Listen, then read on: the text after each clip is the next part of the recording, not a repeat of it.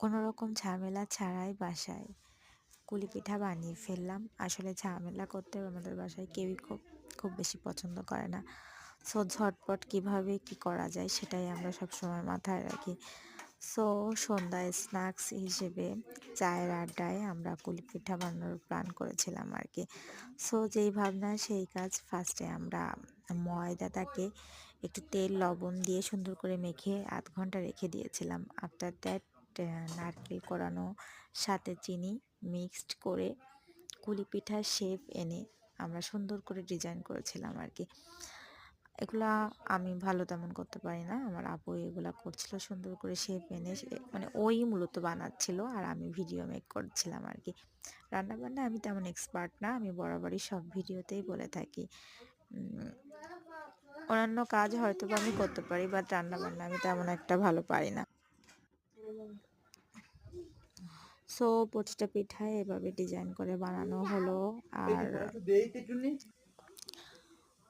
সব পিঠার মধ্যে কুলি পিঠা আমার বেশ ভালো লাগে। সো প্রতিটা পিঠায় এভাবে এক এক করে বানানো হলো আর কি। পিঠাটা বানাতে কিন্তু একদমই কোনো প্রকার ঝামেলা করা হয় না, ঝটপট বানানো যায়।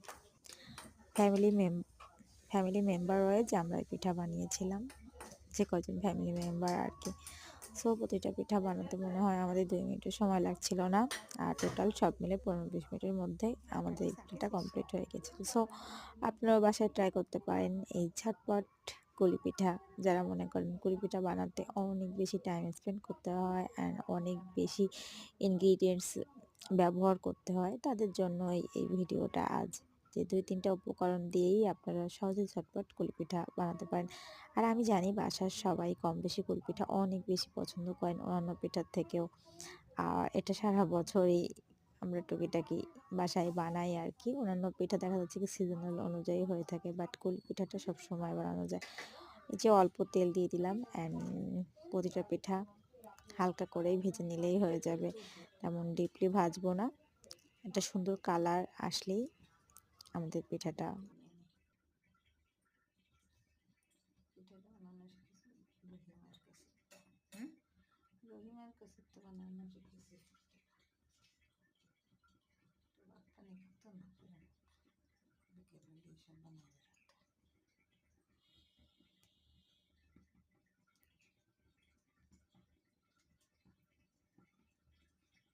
সেদিন কোনো রহিমার স্বপ্ন দেখি না।